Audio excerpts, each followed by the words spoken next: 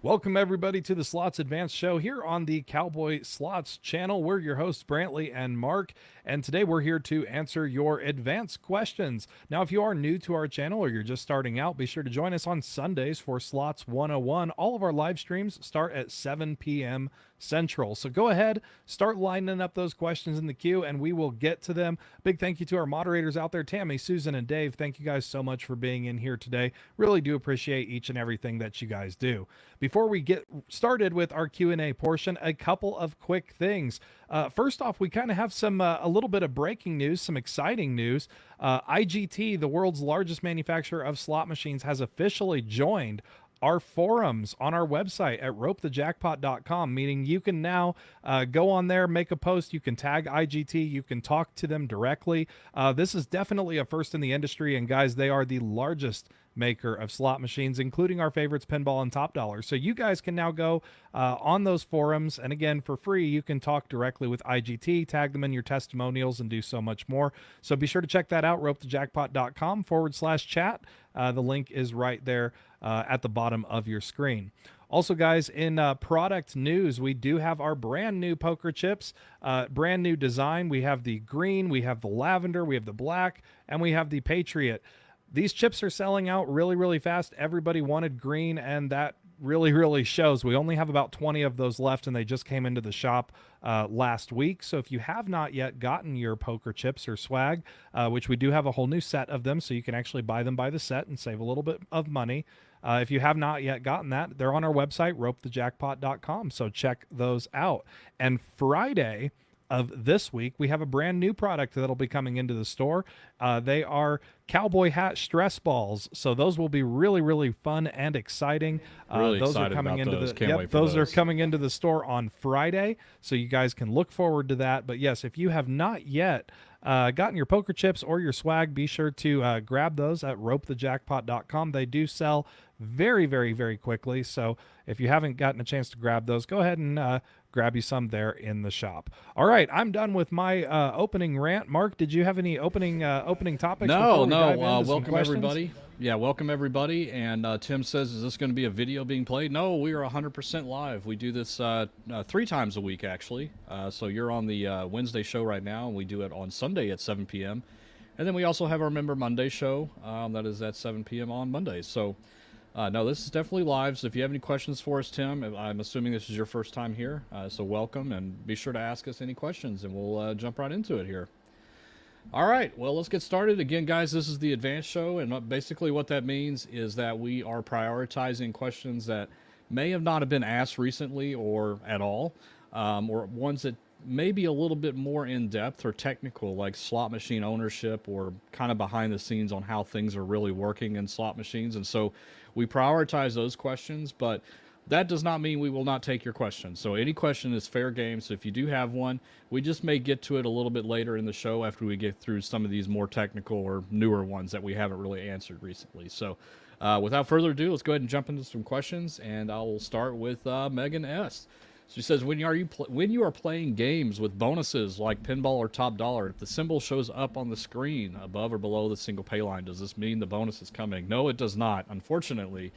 A lot of people have sworn by this, but it's just coincidence.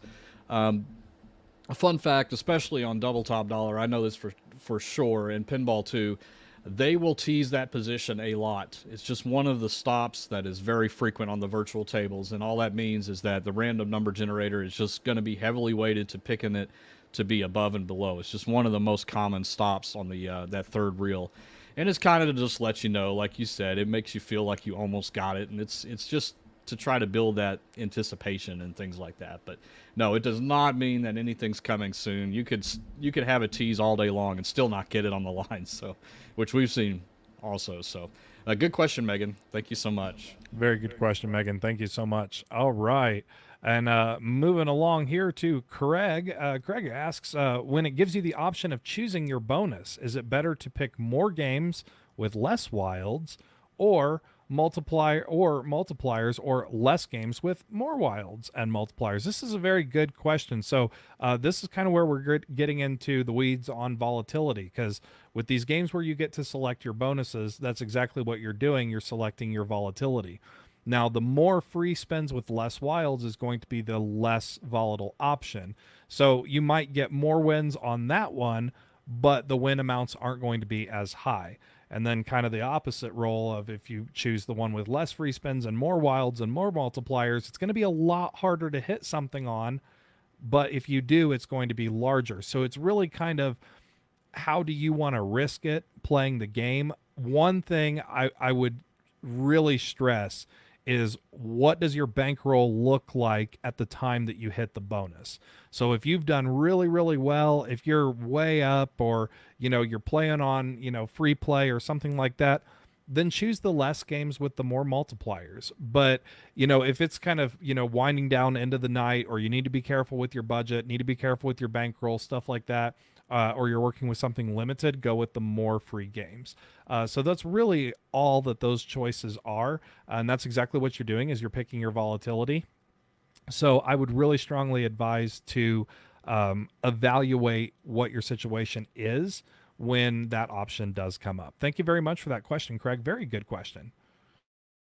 Yeah, well said, Brantley. I like that idea of, not always sticking with low volatility on that. Let's say you're doing really well and you want to take a chance. That's your good chance to do it. If you're up on that machine and you want to try to play some bonus rounds that are a little bit more risky, maybe that's your decision at that time.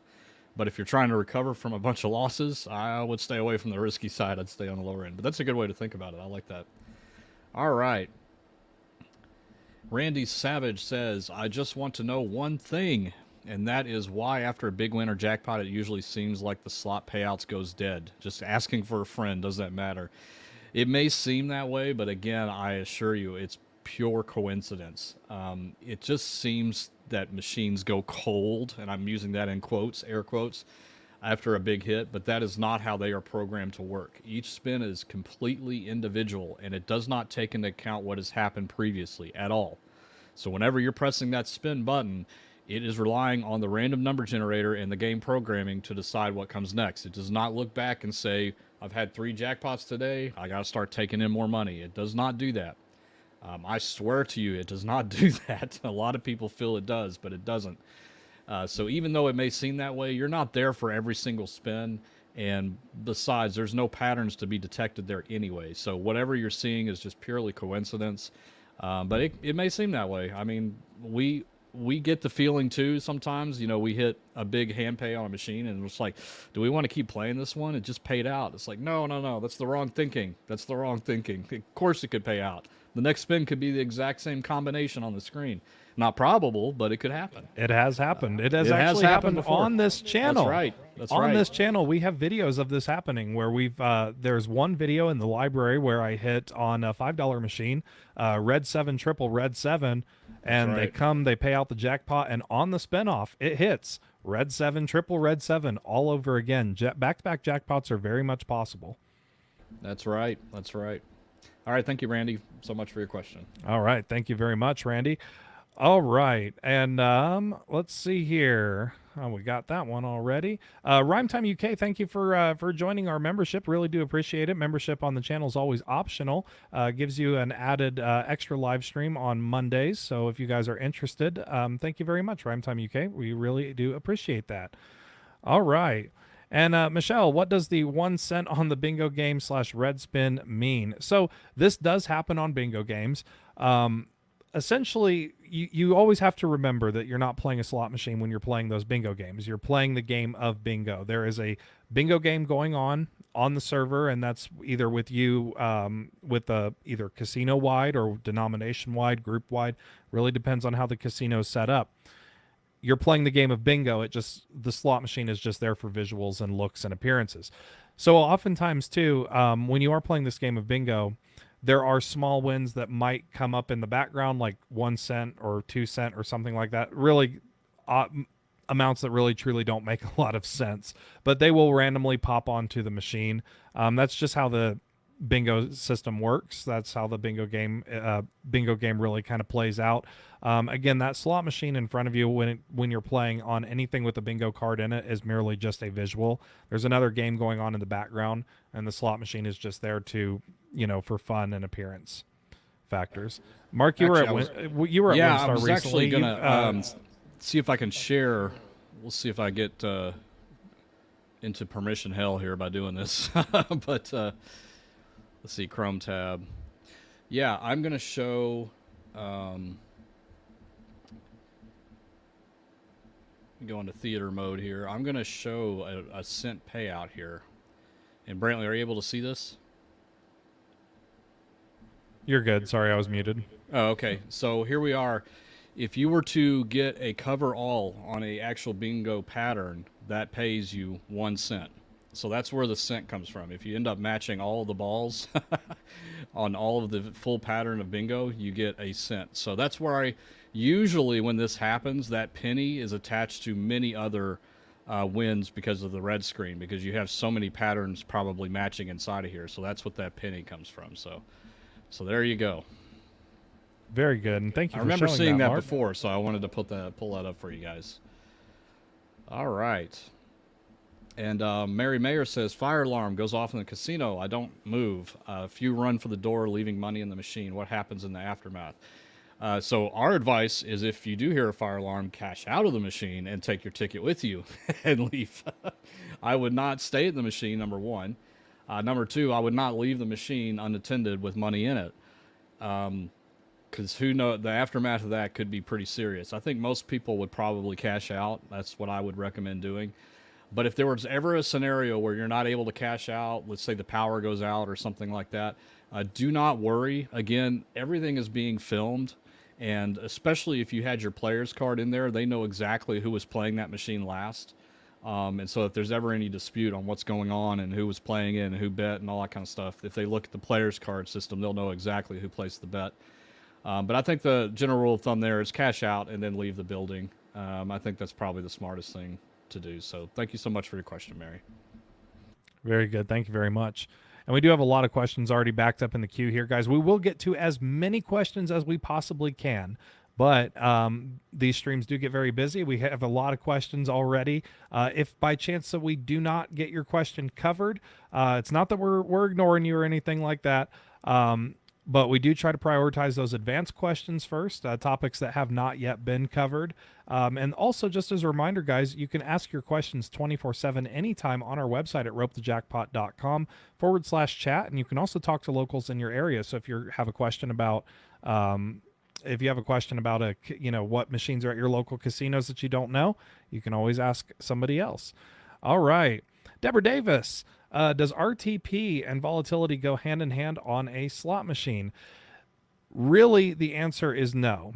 That's the short, brief answer is no. So volatility is not a setting, whereas return to player is a setting. Volatility is just how the game is designed. How is it designed at the factory? How is it designed to play out? How is that virtual pay table designed? The RTP is the setting of, how many symbols are on that pay table and so on and so forth. So they don't go hand in hand, but they do. I mean, they work together, obviously, but no, they don't. They totally apples and oranges, so to speak. So thank you very much for your question, Deborah.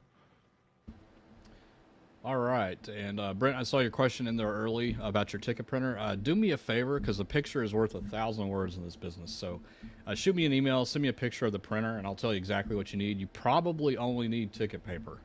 That would be my guess, and of course for it to be enabled. But I'll definitely help you with that, Brent. So shoot me an email. And let's see. High Stride says, could you explain Class 2 and Class 3 in more detail? Here in Minnesota, I asked someone at Mystic Lake, and they didn't seem to know which they are. So if you do ask somebody and they don't know, ask to speak to the slot manager. They will know for sure, because they're in charge of putting those machines in place. Class 3 machines are easy to identify because they are standalone machines. They're usually very flashy like this. They have a lot going on, and there is no bingo card anywhere on the machine, or there's no HHR horse racing bet panel or anything like that on the machine anywhere. That gives you a pretty good indication that it's a Class 3 machine. Now the Class 2, there's different variations. There's the bingo style. They have Class 2.5, which is like bingo and virtual lottery, all these types of things. Those are not slot machines. They're not being run off of random number generators in the machines themselves. You're playing bingo, you're playing horse races, you're playing lottery, you're playing other things besides slot machines in those instances. So if you do ask somebody and they do not know, just say, hey, would you mind if I ask the slot manager, or can you ask the slot manager for me? Because I really want to know what I'm playing here. And they will hunt somebody down that will answer that question for you. But also call them ahead of time or email them ahead of time before you go to the casino. That's another option.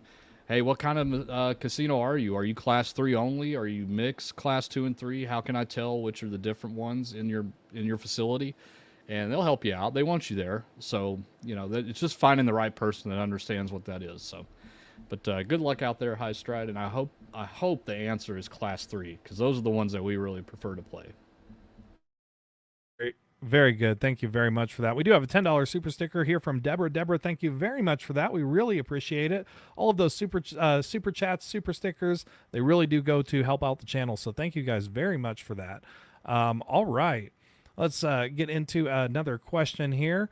King Menace, I always bet medium bet, but never hit a jackpot. Should I max bet? It depends on the game that you are playing. So there are some games where it is, pretty much equal chance across the board, but to me, it sounds like it's more so not your bet amount, but the game that you're playing. You always want to look at your pay table and make sure that you're playing the appropriate bet amount for the game. So like, for example, we always use Pinball and Top Dollar for examples on this channel. On Top Dollar, on all the versions of Top Dollar except for the multi-line versions, you have to play max in order to get the bonus. Now, if you're playing a 5-line version of Top Dollar, you can play less than max bet and still get the bonus, but these are kind of things that you really have to look into the game rules to see. Kind of like on Pinball. If you want to get all 5 shots, you have to play 3 credits. If you only play 1 credit, you only get 1 shot. So there's a big difference there. So it really depends on the type of game that you're playing. This is kind of where like reading the game rules comes into play to decide if you should or should not play max. That's really kind of be the biggest deciding factor there. Mark, did you want to add anything on that? No, well said. I mean, that's exactly right. Game rules plays probably the biggest factor in determining the answer to that question. Like Brantley said, like if there's some benefit to betting max, then you should bet max. Sometimes the top line jackpot is much bigger if you bet max, so it's very advantageous to do that. But game rules and budget. Only do it if those two things comply. You've read the game rules, you understand what you're possibly missing out on, like Brantley said, and then your budget. Don't push your luck for the sake of that 0.5% chance of getting a big hit on the machine. It may not be worth it. So, but yeah, very well. Very good said there. Very well said there, Brantley. Thank you. All right. I'm going to take 2 questions and comments here about free play, because I think this is something actually Brantley and I were just talking about before the stream. So, Dart V Chicken said, do you have any recommendations on how to use your free play? Do you prime the pump on a machine with free play and pump cash into it, or do you go to the high limit machine and take a shot? This is personal choice, guys. Like, Brantley and I handle this differently, and that's perfectly okay. Yes, we do. It's perfectly okay. I count free play as like cash in my wallet, so I will treat it just like my daily budget and divide it out and pretty much play it exactly like I would do it if it was my own cash. But Brantley plays it a little bit differently. He treats it as kind of a bonus, and I think that's pretty cool. That's another way to look at it. It's money that you don't have to spend. So why not take a risk at playing something that you normally wouldn't? And so you really have to, it's a personal choice. You got to decide what camp you fit in there. But the one thing that you got to know for sure is that free play does not operate differently than cash when it comes to the outcome of the machine. So we've mentioned that many times on the show here, but make your determination based on your personal feelings, not because you think the machine's going to play out any differently because you use free play instead of cash, for example. And then Deborah actually has a really good point here. Deborah says, to build up your bank on free play, should you keep cashing out your tickets? This is a good strategy, actually. I think that I have seen people on YouTube that have done this, where they will, let's say they'll just put in $100 of their free play and they'll play it and they'll get it up to 200 and then they'll cash out. I think that's a good strategy, because it's the one thing that's really easy to do with free play is to drain it all very fast. because you feel like it's free money, right? And so you just see the number going down and down, and then it's zero, and then what do you have to show for it? But you can put it in chunks. You don't have to, activate all the free play all at once. You don't have to do that. You are in control of when you spend it. And so cashing out and kind of evaluating how much you've converted into cash is a good strategy. I think that could make the free play last a lot longer. So a good tip out there, Deborah. I think that's a good idea. Very good. We do have a $4.99 super chat just came in from Only Good Karma. Thank you very much for that. I played your low volatile suggestion and not my usual link games and came home with a $1,200 profit this morning. Ainsworth slots mostly. Well, congratulations. That is wonderful to hear, and we love to hear your testimonials. So thank you very much for sharing and also for the super chat. Those Ainsworth games are really, really good. I find myself playing them a lot more. I play them more and more now. I love those games. They're really, really great games to play. So thank you very much for that. We really do appreciate it. All right. And we have another question here. What do you think about slot machines in restaurants? Does your strategy work there? So mostly what we teach here is budgeting, building up, stuff like that. You can use that on any game you want to. Doesn't matter. However, when we're talking about slot machines in restaurants, we really kind of have to look at are you actually playing a slot machine? Because most of those machines, like for example here in Wyoming, we do have machines that look like slot machines in our restaurants, but they are skill-based games. So they are not slot machines. They're not running on a random number generator. They are skill-based. There are other states out there that will have games that look like slot machines in a restaurant, but they're based on either lottery or a pull tab system or something like that. So when it comes to identifying volatility and identifying like game aspects and stuff like that, you really need to find out what kind of a game it is. But as for bankroll management and bankroll strategies, working your way up, building, watching your budget, setting money aside, that you can use anywhere. So thank you very much for your question. Really do appreciate that. And best of luck to you. All right. And I'm going to take two kind of relevant questions here. So Kenneth says, are your odds lower when you play at a brand new casino, or does it matter? No, it doesn't matter. There's this myth, or I guess idea out there, that when casinos first open, they turn the odds way up in favor of the player to get them hooked. And then once they get you hooked and get you going to the casino a lot, they crank down the odds and start taking all your money. That sounds good in theory. On paper, that's not what happens. The process of going through and changing payback percentages, number one, is a very arduous process. It requires a lot of paperwork. The gaming commission has to be notified, and in a lot of jurisdictions, they have to physically be there to watch this change being done. And multiply that by the number of machines that are out there, it just becomes a very difficult task. The second thing is that they don't need to do that. The machines take a very long time to get realized. So even if they did change the payback percentage, it could take up to a year, sometimes even longer, before any kind of tweak to that payback percentage would be noticed by the casino, or by the player for that matter.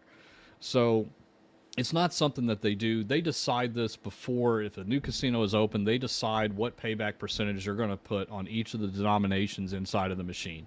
And then they just make that the standard. They make that the procedure. And the slot techs go out there and set them all on the machine, and then they just let it go. Again, guys, slot machines are in it for the long run. They're in it for, many, many spins, over 10 million spins, before they can expect some kind of result on them. And so because of that, there's no need, and it's not necessary to go through and change the odds. And even if they did, like we've said many times, and we've done some experiments on the channel in the past of what does it look like in the short term by changing payback percentages. And in the short term, there's nothing you can do. There is nothing you can do to notice the difference between a machine that is set at 85 and one that's set at 98 in the short term. There's just no way. They are for the long haul, the long-term plan, guys.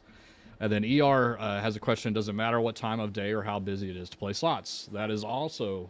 No, it does not matter what time of day or how busy. The only thing that matters is if it's really busy, you may not be able to play the machine that you want to play. That's it. They will not suddenly start paying more jackpots because it's busy, or it's 4 in the morning and it's not busy. They need to start paying jackpots to those people in there at 4 in the morning. That's not how slot machines work. They are random. You do not know when the jackpot is going to hit. It has nothing to do with how busy the casino is, what time of day. Casinos cannot set slot machines to pay out at certain times or to certain people. They just cannot do that. It's not possible. Number one, it's not technically possible. And number two, it's not legally possible. So both of those things are there to protect you from that kind of behavior inside of a casino. So I hope that helps you out a little bit, ER. Go and play when you are most comfortable time for you to play. And go when it's not crowded so you can get your pick of the machines. You don't have to fight somebody for it. So thank you so much. All right, great questions, guys. We do have a $10 super chat coming in here from okay. Recently discovered the Martingale strat for roulette. How do you guys feel about this strategy? And this is a viable way to slowly build up your bankroll. I've tried this out in an app, and it works so far. So first of all, thank you very much for the super chat. We really do appreciate it. I want to just because you mentioned you've tried this out on an app. I want to really caution something. Again, any kind of app, whether it is a free app that you get on your app store to play for fun, whether it's a website, anything like that, that is a huge gray area because it does not follow. It could be ran a million different ways, guys. So don't always rely on something from any kind of an app or a website or anything like that. It's just really not recommended unless you're, talking poker strategy or something of that nature that is more, skill based. As for this strategy, I really don't know much about it. Mark, do you know much about it? You want to explain? All right. Yeah, perfect. the Martingale strat is essentially, it's kind of like a double up method, but on roulette. And Kyle actually brings up a very good point. Martingale strats only work if you have a big enough bankroll. It's still gambling at the end of the day, but it's almost like Brantley's slot strategy. It's just choosing when the best time is to double your bet and push your luck. And so from my understanding on the Martingale, it's kind of almost like you can do it on blackjack, you can do it on roulette. It's that whenever you do get a win, you take your win plus your original bet and you push it in. And you just keep doing that until you get, I don't know how many times it is, but 10 times, and then you take the result out. But the thing is, if you lose at any time, you haven't lost your original budget. That's exactly what we do with slots, same thing. But yeah, if you have a large enough bankroll to be able to handle the impact of those swings of you winning or not winning, then it is kind of a good strategy. But remember, it is still random at the end of the day, especially on a roulette wheel, guys. Never, and I mean never, look at a roulette display and see, wow, 7 reds have come in. The next one has to be black. Never do that. Those things are worthless information, but they put it on every roulette table. They put it on every video roulette game. It's useless to you. The probability has not changed. Every time that the ball goes around, probability does not change regardless of what has happened previously. Same thing we talk about with slot machines. So if you are going to try the Martingale strat, I think it's a strategy, right? It's about, just pushing your luck and doubling your bet, things like that. But make sure you have the bankroll and understand that it may not work all the time because it's still gambling at the end of the day. So there you go. Very good. Thank you very much. Since you grabbed that one, Mark, I'll grab a couple more here. Sandra has a comment. Went to my casino and played $5 top dollar and hit the bonus for 7,000. That is awesome. Congratulations, Sandra. Really do appreciate the testimonial. Really do absolutely love hearing that from you guys, especially on our website. So thank you very much for sharing that. And Bullion Bear has a good question. What is the difference between casino hold and payback? I think that if a casino hold is 10%, that means the payback is 90.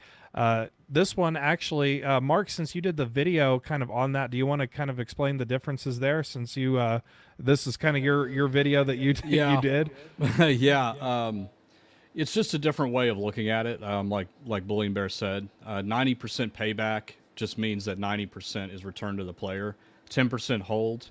That's more the casino terminology. That's what casinos always say is what the hold percentage is for them. But yeah, like it's the same number. It's just the way of looking at it. But yeah, the experiment we did was just about changing the payback percentage and seeing what the results were in the short term. Payback percentage is what the actual slot machines say whenever you're setting those things. But like I said, casinos talk in hold percentages, which is like how much they're getting. And you guys are already telling me I got I got the Martingale reversed. I was doing the reverse Martingale there. So take whatever I said and flip it around. This is why I don't do the Martingale strategy. So, but the same kind of idea is there. It's about, you know, when to push your luck. You know, you keep playing until you win, and then you take your money out. That type of thing. But thank you guys for correcting me. I admit I was incorrect. I got it backwards there. So that happens sometimes. And you guys are actually, a couple of you are saying about electronic table roulette. We've talked about that in a very recent past. I did just a short clip on one of the videos that we did at Aria where one of the roulette games in there was pretty brutal on payback percentage because of the 32-1 on straight up instead of 35, which you would get from the table game. So that's how they can monkey with the payback percentage a little bit and restrict you. And the other thing is we were talking about blackjack. We were at WinStar, and Jody, my wife, was playing blackjack again on one of those electronic games. And man, was it limited. Like, there were no split options, period. You couldn't split anything. That's how they can control and dial down the payback percentage on blackjack, which is almost to 100% on the table game if you play optimum strategy. But the electronic counterparts, they can be a lot less than 99.5% payback percentage to you because of all those limitations that they put in place. So always try to play the table game if you can. And just if you don't, just realize that's what they're doing to kind of subtract from your overall game percentage. So, all right, I ramble like crazy on that one. So I'll let you go ahead and take the next one. All right. I'll go ahead and take this one here from Locust7777 on Food Dial. I just call them the FU games. On the FU games, if the bonus bags are bigger, does that mean you are more than likely to hit a bonus, or are these just visual effects? Because I have seen the bonus hit at any bag size. You are 100% correct, and it even says that in the game rules. Guys, anytime there is a slot machine that has a bull or a bag or a pig or anything that you have to fill it and it gets bigger, that is 100% a visual, and it does say that in the game rules. It does not mean that the bowl is, if you get a game that the bowl is full or the bag is full or anything like that, doesn't mean that you're going to get the bonus any sooner. That can trigger at any point in time. That pot, that bag can sit there and be full all day long and never hit, or it can hit when it's empty. So yes, you are actually 100% correct on that. It is actually just a visual. So thank you very much for that question. Appreciate it. All right, and we kind of answered this before. Yogi's World says, does your build-up system method work on bingo styles? Everything except the volatility kind of analysis. Budgeting, absolutely. In fact, the last trip to WinStar, I actually was doing really well on bingo style machines, and I was doing that. I started with 50, I got it up to 100, I cashed out, took a break, went to another one, got 100 up to 200, and just kept building on it.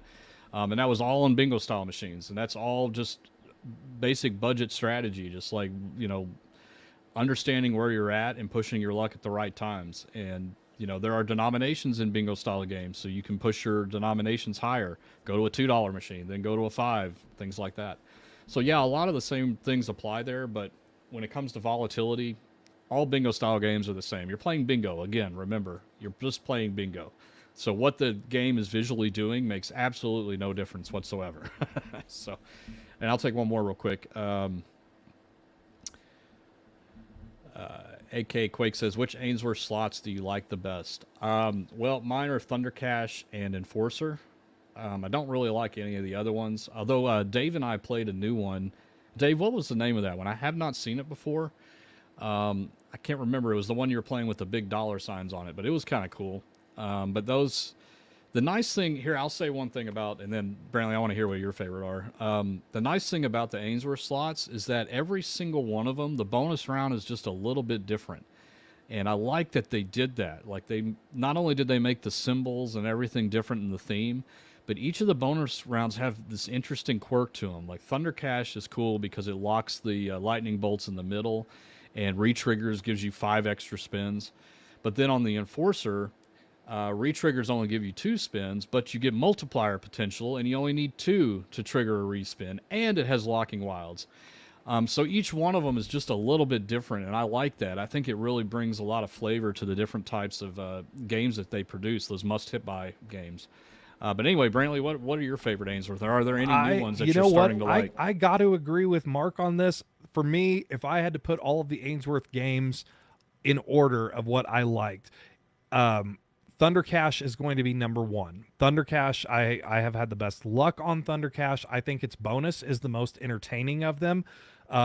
The second one would be the Enforcer. The Enforcer has a very unique bonus where, you can get multipliers, you can get lots of re-triggers, stuff like that pretty easily. You get more re-triggers easier on Enforcer than any of the other Ainsworth games. Now, since my answer is pretty much the exact same as Mark, I will kind of put a spin on this and tell you the ones that I don't like. Probably the absolute worst Ainsworth game that I cannot stand. I hate this one is Mustang Money. Yeah, Mustang Money like is the worst to me. It has the worst bonus. It has the worst bonus potential. I do not like Mustang Money whatsoever. And then the other one is Eagle Bucks. A lot of people like Eagle Bucks. I call it Eagle Sucks. I've never really had that.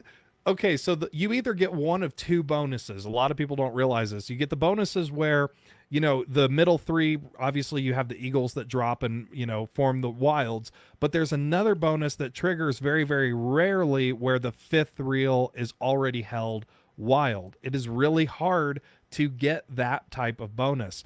And pretty much on Eagle Bucks, the bonus is usually, it takes a lot to hit something good on that bonus. It really does. Whereas Thunder Cash, if you're playing $10, $15 a spin on Thunder Cash and you get the bonus, you have a good chance of getting a hand pay, or at least getting close to it.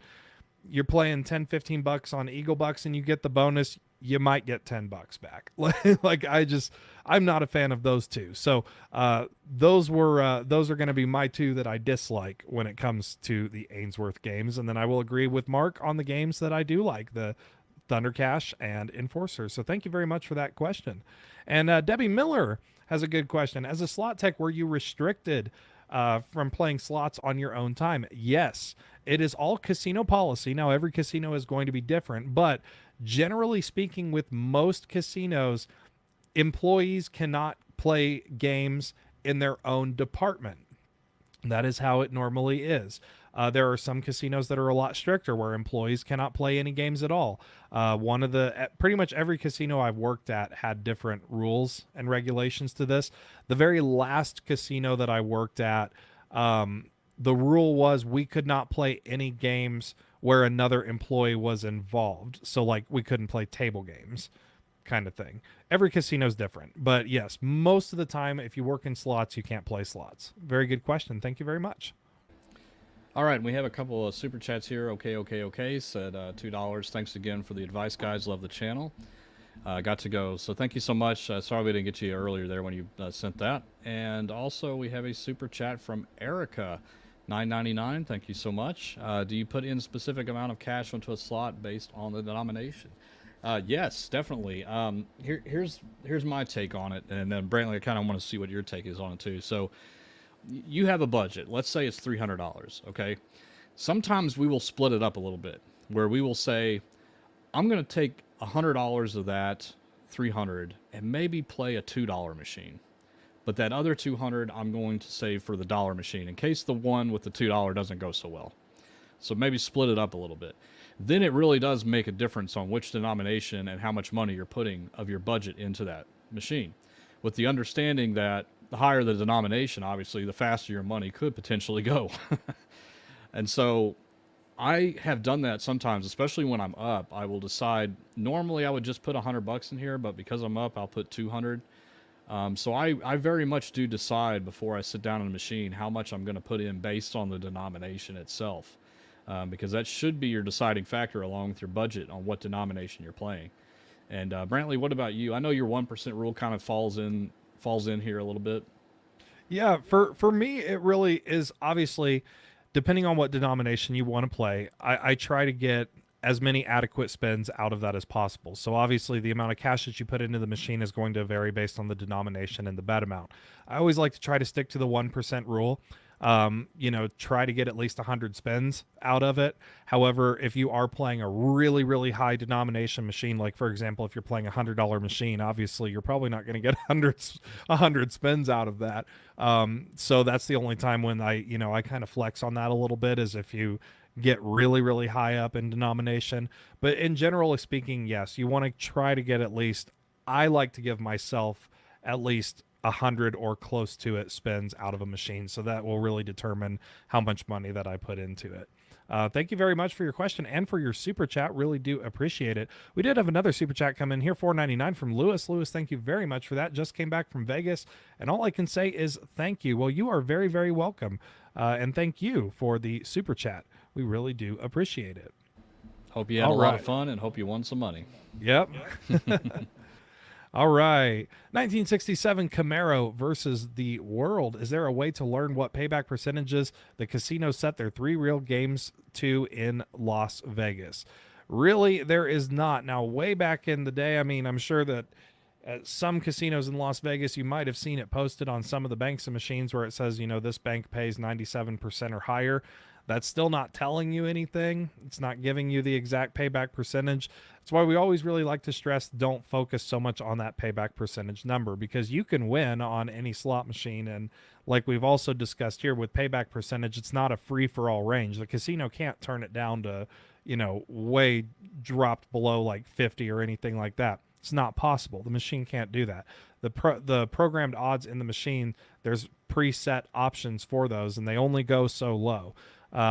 So it really doesn't matter. Again, focusing on things like volatility and budget are going to be the absolute best things that you can focus on. Because even if you were to learn what those payback percentages were, in the short term in your casino visit, it really wouldn't help you. So very good question, and thank you very much for that. All right, and we have a couple of questions here about the new pinball, because it's really starting to get out there now. So Jonathan James says, pinball preference questions, would you play a 1-line 3 credit or go with a 9-line 10 credit play? We will always say the 1-line 3 credit. That is just the preferable over the 2. It's the less volatile version of the 2. The new one is pretty volatile. It's pretty rough. And Kenneth does also ask a question about, on the new style pinball, what's the best way to play it? So our recommendation on the new version of pinball is you really need to bet all 10 credits to get the most potential out of that machine. But because of that, it's a pretty big ask, right, to bet 10 credits, especially over the single payline version. Is take whatever denomination you typically play pinball with and drop it down 1. So if you typically pay $1, go down to 50 cents or maybe even 25 cents when you play this newer version. Because that is how you will not drain your bankroll as fast, but you still have the potential of getting a pretty good win. The new pinball, I've had luck on it, and I've also not had luck on it. It's volatile. If you do get the bonus round, it's usually pretty good, but that is the trade-off, right? And so it's really up to you guys on what you feel is the best play for you. If I had, and I know Brantley's going to agree with me, if I had both the new one and the old one next to each other, I would always play the old one when it comes to bankroll. 100%. If I'm way up and I'm doing really well, I'll probably play the new one because I think it's fun. I think it's a lot of fun, but as for like making money off of it or being able to turn any kind of profit, it can be tough on that one. It's not as predictable as regular pinball is. Regular pinball can be tough too, but not as tough as the new one. Let me just put it that way. All right, very good. And really quick, hold on, where did it go? All right, sorry, there it is. Did I just? No, you're Okay. good. Gary's adventure. Gary, we see your this comment now. We see that, but I don't see any other comments coming in from you. I know our moderators. They've put in here. So this is the weird thing about YouTube, guys. If you include any kind of a link or a hashtag or any kind of a certain word that YouTube doesn't like, it will not even show us. So that could be it. So try rewording the question a little bit and seeing if that helps. But yeah, YouTube will block out any links, any hashtag, anything like that in most of the comments. Sometimes it lets hashtags through. It just depends. YouTube gets really weird about that. So we apologize, but we'll watch for your question when it comes through. And $4.99 super sticker from Kevin. Kevin, thank you very much. We really do appreciate that. I'll go ahead and take a couple here. First off, this is a good comment from Mary. I used the poker forum today on the Rope the Jackpot website to ask 3 questions, and I wasn't sure that I wasn't sure of, and I got great advice from both Mike V and Nichols. I love that forum and want to thank both of them again. Well, thank you very much, guys. Those forums are super, super helpful, and we have forums for everything, not just slot machines. There are forums for table games. There are forums for virtual lottery. There are forums for bingo, class 2, class 3, horse racing, different states, cruise ships, international. There's a forum for everything on that website, and you get to talk to locals in your area. And Mary, thank you very much for bringing that up. We really do appreciate it, guys. If you haven't already checked it out, it's ropethejackpot.com. It's 100% free to use always. All right. And I'll take one more here from Randy Savage. Was wondering if the bonuses are predetermined or determined when you hit the bonus start button. So again, like Mark has said, anytime there is an action required of you, that's typically generating a random number generator stop. So if you have to pick a box, if you have to press the button to spin the wheel, anything like that, that is when it will determine the stopping point or amount of free games that you get or anything like that. So I hope that helps to answer your question. Thank you very much for that.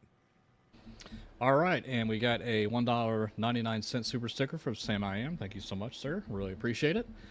All right, let's get back to some questions here. Paul says, hashtag don't feed the dragon, hashtag Eagle sucks. Well, there we go. We've already started a new trend on today's we have guys, we have a lot of funny names for games. We do. We can't mention them here on most of them. Yeah. We have a lot of real. So if you're ever hanging out in the casino with Mark and I, you will hear us refer to some games as different titles that are pretty funny. But yeah. Yes. So this is still a kid's show, guys. We can't mention something. All right. And then Robert says, do you guys like the new 9-line top dollar? I don't. Dave Gamble the Globe loves it. I don't know why, but he does love that one. So I'll let him tell everybody why in the comments here. And Gary's Adventure, this might have been the one you were trying to get through. So, hey guys, have you both ever used one of the slot apps out there and done well with it in the casino? Not sure exactly which one you're talking about. Maybe the one that's like the whole telling you where machines are and where they're hot and cold and all that. We've talked about those in the past. We're not a big fan of, the aspect of them telling you if they're hot or cold, because we know here machines do not get hot or cold, period. They just don't. And so that kind of information is misleading and could lead you to drawing the wrong conclusions when sitting down at a machine. So if it's that kind of slot app, we don't typically like it when they try to use those marketing things that aren't really, legit. But as for the other aspects of that app, I think it's very good. I love the fact that you can go in and see where all the machines are in the casino. So if you are looking for a specific game and you need to know where to go find it, it makes it very easy to do that. And so, that's kind of where we draw the line. We want to make sure that you guys are using the information correctly. If you do sit down at a hot machine, understand that it's just saying that because there's been people winning on that, but that does not mean you're going to win. There's no way to tell that in the future. So, but hopefully that was the slot app you're referring to. If it was another one, let us know in the comments, and hopefully that one will come through so we can read it for you. Very good. All right. Let's see here. Brantley and Mark, do you guys ever miss the old Dean Martin's Wild Party and Super Jackpot Party games? I think they were Williams Bluebird. Was more creative compared to the BB3. I missed the interactivity. Those were pretty fun games. I actually had a couple of them in my store when I sold machines. I never actually played them in the casino, so I can't really say that I was a huge fan of them, from the player standpoint. But I know exactly which games you're talking about, and I did sell them. Mark, what do you think of those old games? Do you have any thoughts on those? Yeah, I gotta say that when it comes to like video slots, I like the older ones a lot better than the newer ones that are coming out, for two reasons. One, the volatility on the new ones are always off the charts, it seems, where the old ones, you could actually find some pretty low volatility versions of those. Jackpot Party is very famous. The reason I never liked that game is I'm a terrible picker. If there is a bonus where I have to pick stuff and I'm in control of the picking, I always do terrible.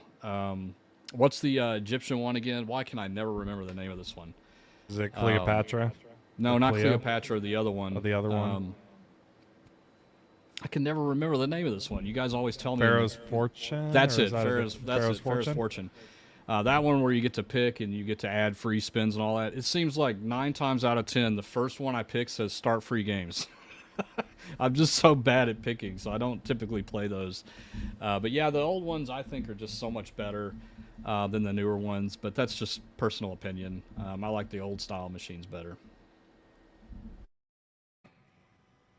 All right, and let's see. Let's go back to some questions here. And Richard, I've seen your question a couple times in the past. So you guys have said that you don't go to the casinos often, maybe twice a month. We don't even go that often. How do you get hosts and high status like that? You seem to be frugal with your bets.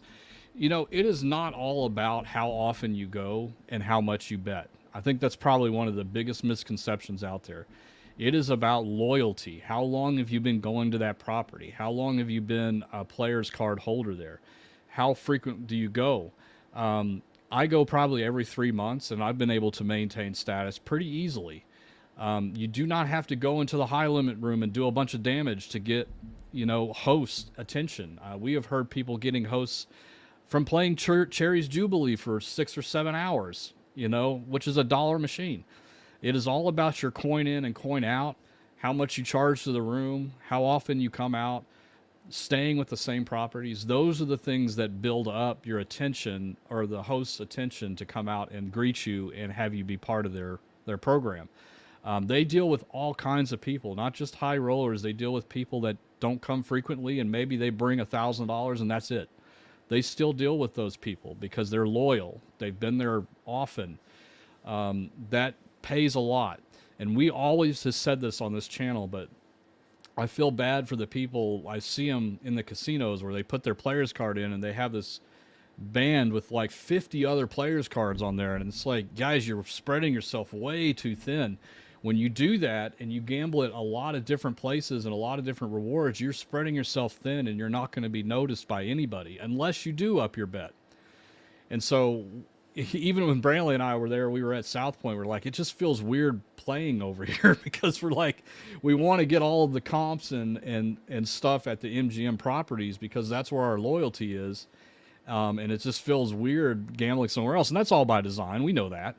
But that's how you get it going. It takes a long time sometimes, especially if you aren't a high roller. I'm not really one, but I go frequently. And I've been going for 15 years with the same MGM, rewards card.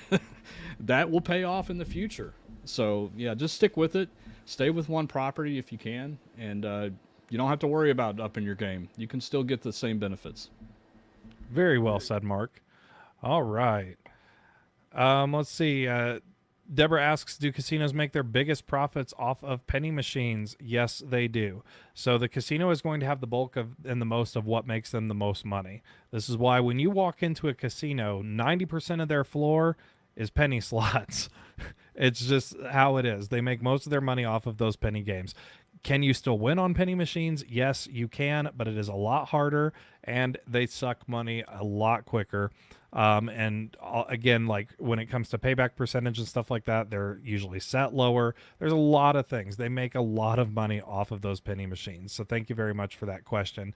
Sean has a question. Do casinos use facial recognition in any way on slots for VIP players? No, they do not. There's no facial recognition on slot machines. So I hope that helps to answer that question. All right, I'll hand it back to you, Mark. Oh, we do have really quick. We have a $50 super chat from Maria. Maria, thank you very much. Really do appreciate it. Maria says, appreciate the various slot machine information you guys provide. Again, thanks for addressing our concerns and questions. You are very, very welcome, Maria, and thank you so much for the super chat and for the support. That really does go out to help our channel. And guys, we will always try to get through as many questions as we possibly can. Obviously, there's over 400 of you in the chat right now. We can't get to everybody's question. There's only 2 of us. There's over 400 of you. We try, but always as a reminder, you guys have our website that you can use. It is an interactive website, meaning you can talk directly to anybody at any time. on that website. You can ask your questions anytime, and it's very direct. So check that out, guys. It's free to use. It's a free resource. And a lot of times we'll, talk about those questions and stuff, and get a dialogue going on that website. So please do check it out. We'll try our best to get through. Go ahead, Mark. No, good. And also don't, we have some great resources in the chat, guys, every single time. Tammy, Susan, and David Gamble the Globe, they have been in here for a year now. They are fully aware of our answers to just about every question that we've ever answered. And they can also direct you to certain videos and all the website and all that. So we really appreciate their help. Guys, listen to them. If we're not able to get to your question and they answer it, I can assure you with 100% backing that we agree with what they are telling you. So it's because we probably said it before, or they even know David's one smart guy. Like, he knows machines well also. So, rely on their information if we're not able to get to your questions. So, all right. And I have a couple of interesting ones here. So Mary Meyer says, how much psychology goes into building a slot machine, as in keeping a person engaged even though they are losing? A lot. This is very important. But that is why we are doing what we're doing, to try to poke through that, so you guys at least understand that it's happening, right? When you get those near hits or near misses, you understand the reason why. It's still random. There's no analysis to be drawn from that occurrence. It's just that they're trying to hook you to keep playing.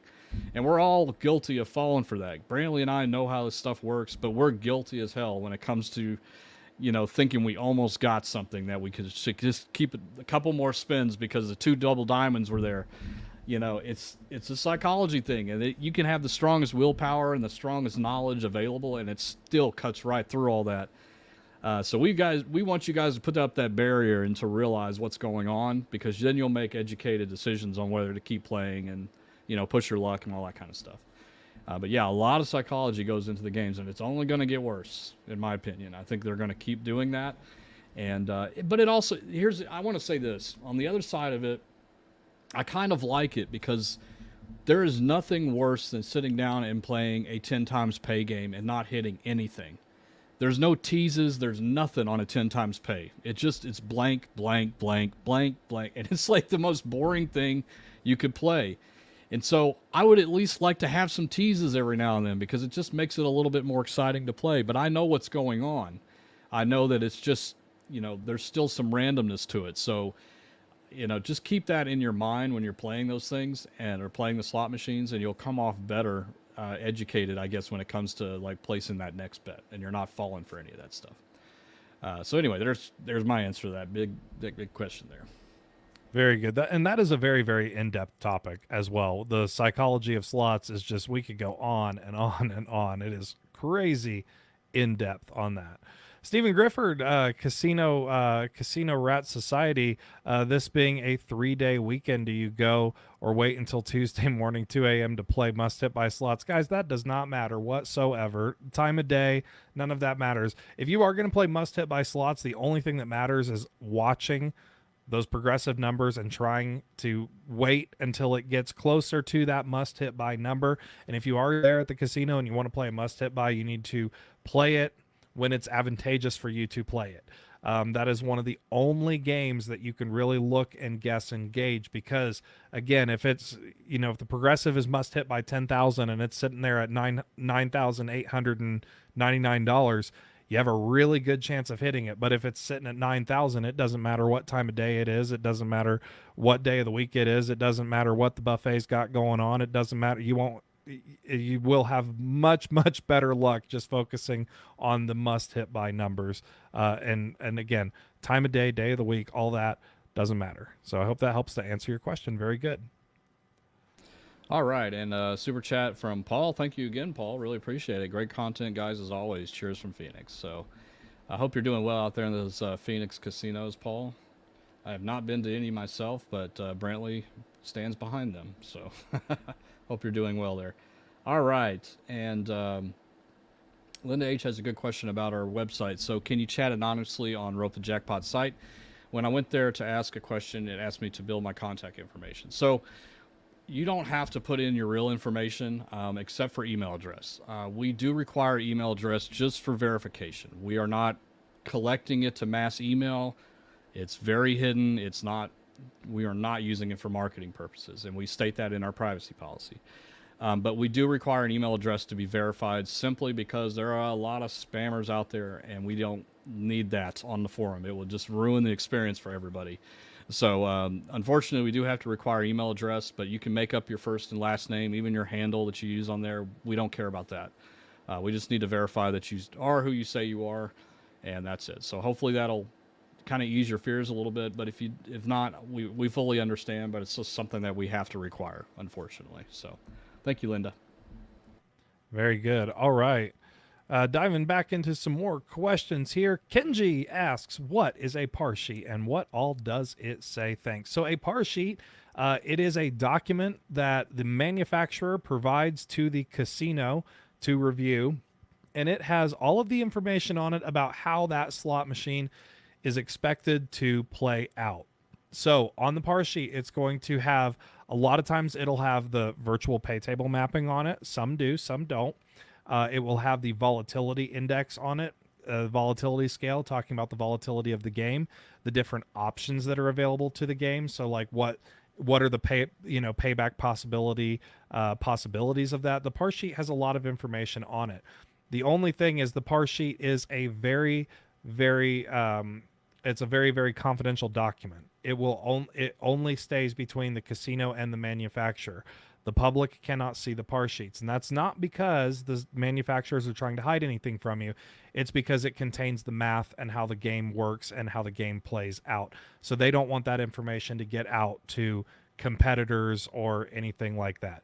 That's essentially what the par sheet is. But the biggest thing that the par sheet has on it is going to be its volatility and virtual pay tables. Mark, I don't know if you want to add any more to that. Well, I was actually going to just share an example one and walk through it real quick. Perfect. This is the advanced show, so we'll do a little advanced show and tell here. So what I'm going to do is pull up an old par sheet from an old game. This is publicly available, so this is not something that is restricted in any way, but it will give you a good idea of what is actually going on here. So the part that I really want to focus in on is the part down here. Let me zoom in a little bit. Is that coming up okay, Brantley, so people can see it? Yeah, it's coming up. Okay, great. I'll take this comment down. Over here on the left side, we talk about this a lot. This is the physical reels. So every physical reel in a slot machine, or most of them anyway, have 22 total stops. Usually there's a blank and then some kind of symbol, a blank, and then some kind of symbol. So this is, I think, a Joker's Wild. So this is a single bar, a 7 bar, a 5 bar. Here's the Joker's Wild right here. This is the virtual strips over here. So you can see it's much longer. This is what over here is what the random number generator is picking from. So there's a random number stop for each of these different reels here, and it will land on one of these symbols, okay? And then it will say, okay, I landed on a 5 bar, go over here and then instruct the physical reel to do stop number 16 right here for the 5 bar. So that is what a slot machine is actually doing. So the random number generator picks a random number somewhere along here, and that is what translates over here. Now this is what Brantley was just talking about over here, the volatility index. So this is just an arbitrary number. It doesn't really tell you a whole lot unless you compare it to other games. But the volatility index on this one is about 9.9, okay? So the thing is that if you have, let's say, a 10 times pay, this number might be in the 40s or in the 50s, indicating a much more volatile game. If it's a more simpler game than Joker's Wild, I can't imagine anything getting too much more simpler than this one.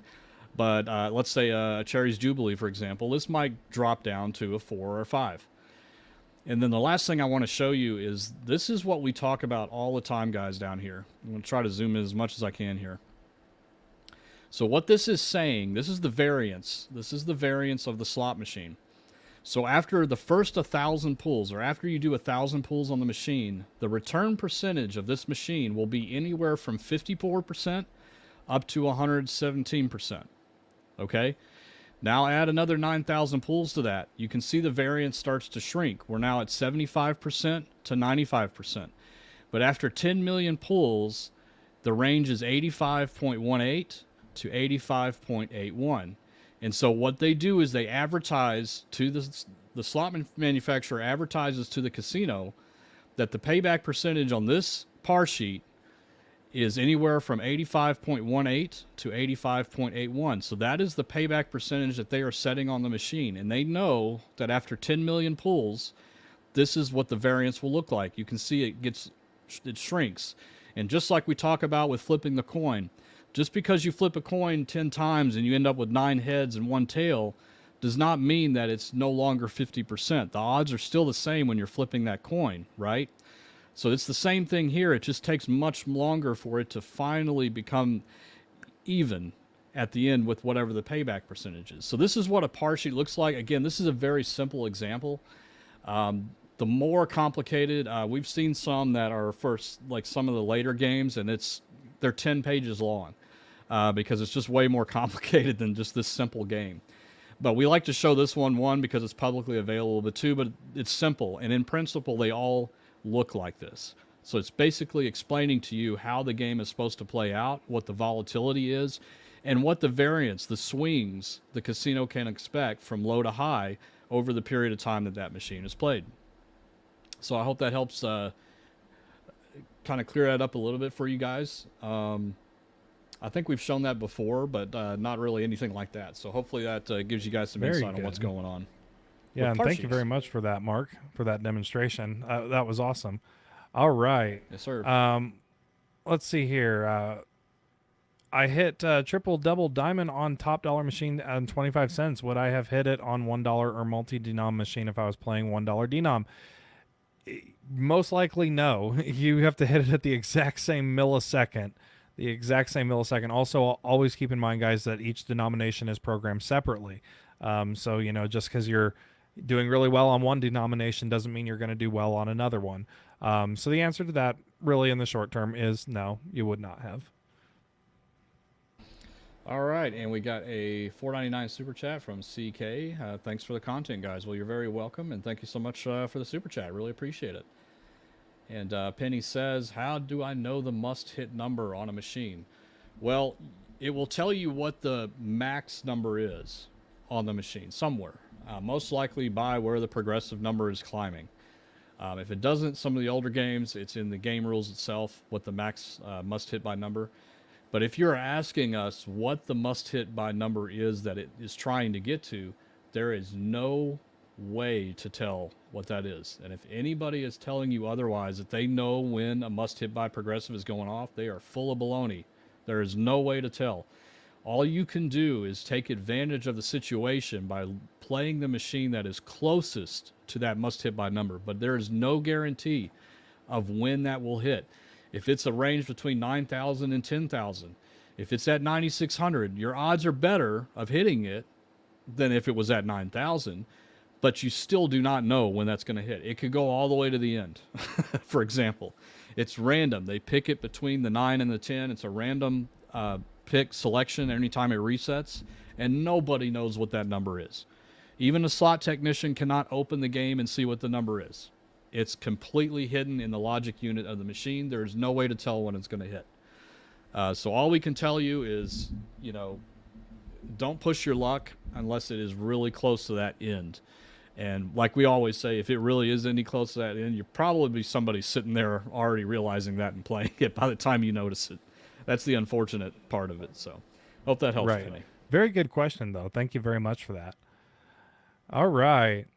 Let's see. From Teresa, if you're playing a $10 two max bet slot machine, but only play one bet, is the RNG different on each bet? No, it is not. So again, the RNG, you know, because people kind of always get this confused. The RNG, picture it like a crane.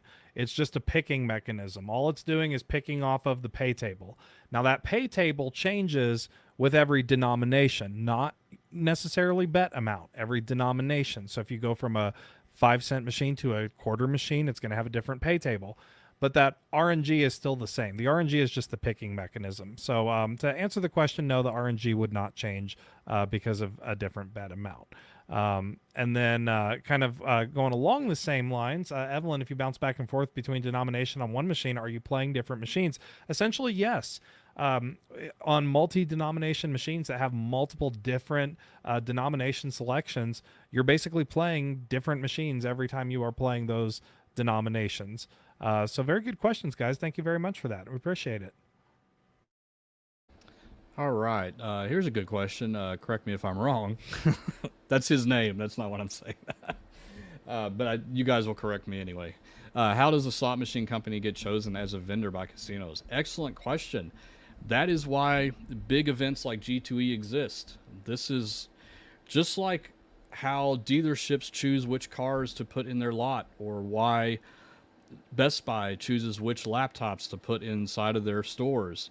It is all about marketing and those vendors getting out in front of those casinos and letting them know what they have to offer for them. Lease agreements, hey, we can put this on your floor and we'll only ask for 20% of it, or whatever the agreement is.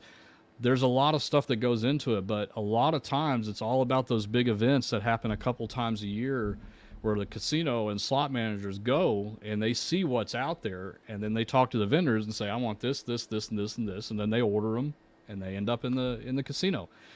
A lot of times they don't really know for sure if the game's going to work out or not, and that's why the lease agreements come into play, because then they can swap those things out. Like if the game is underperforming, like you say, you know what, we took a chance on this one, but we're just not getting enough coin in on this one. People just aren't playing it. They're not excited about it. So let's send this one back and get another one in here. And that's why the lease agreements are really popular now, because it allows the casino some flexibility to do that.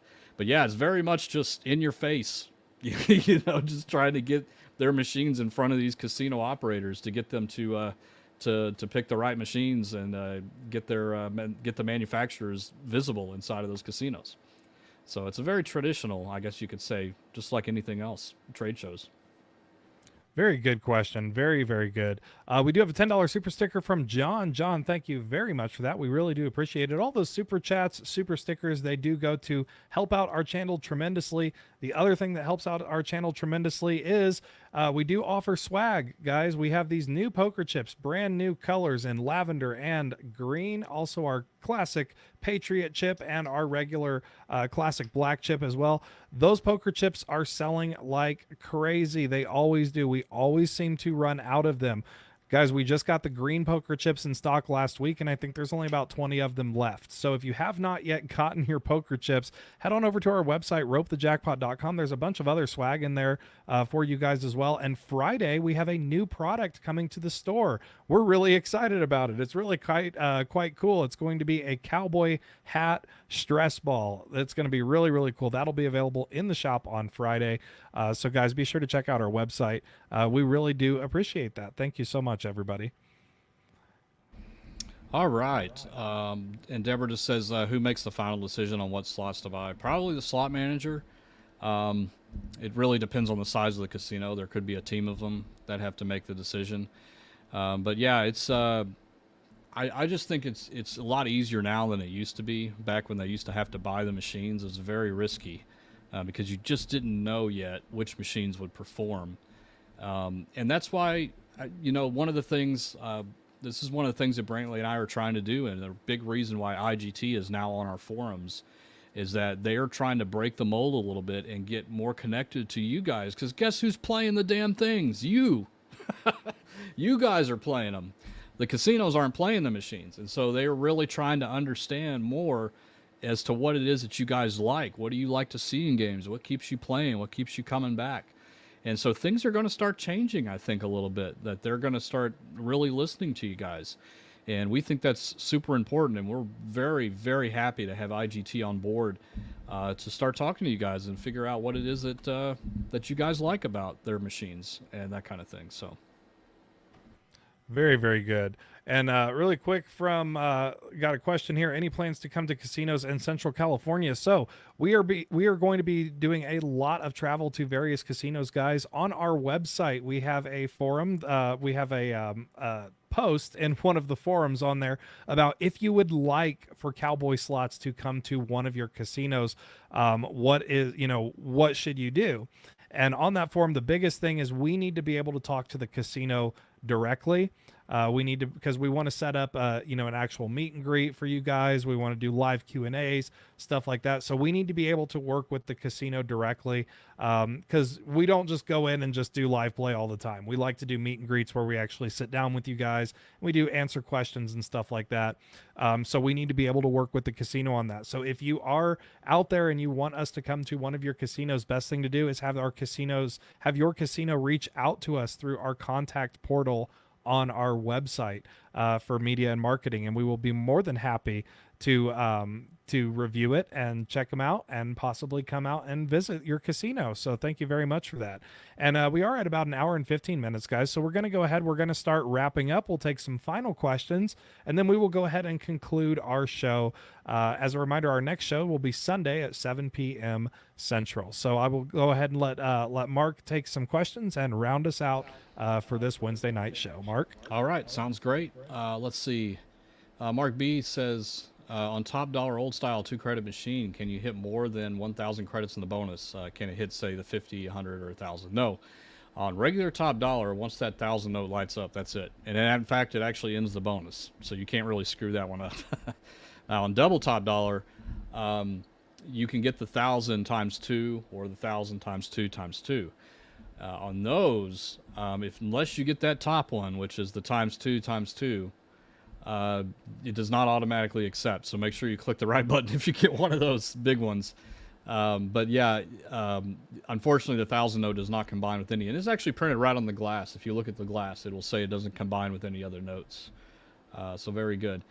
And C-Cell says, if you want to put in $1,000 in a slot machine instead of putting 10 $100 bills in the slot, could you just go to the cashiers and have them print you a $1,000 ticket? Yes, you can. Yes, you can. Absolutely. They will probably ask for your player's card just for tracking.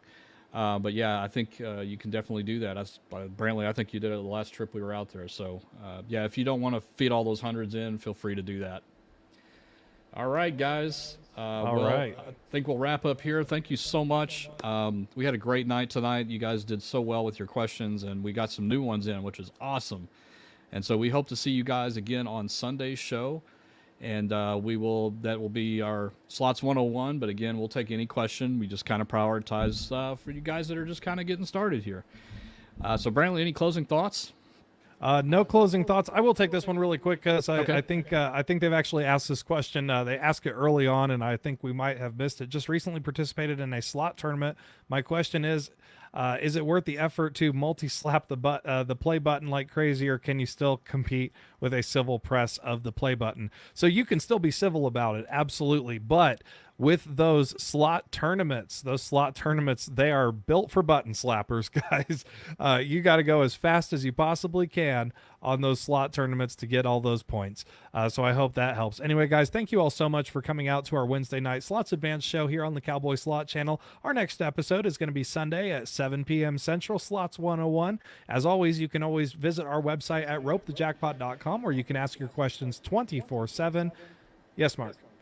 I see somebody said the fourth time they asked a question being ignored. Well, we didn't do it on purpose. I'm just going to try to go back and look at it real quick before we wrap it up.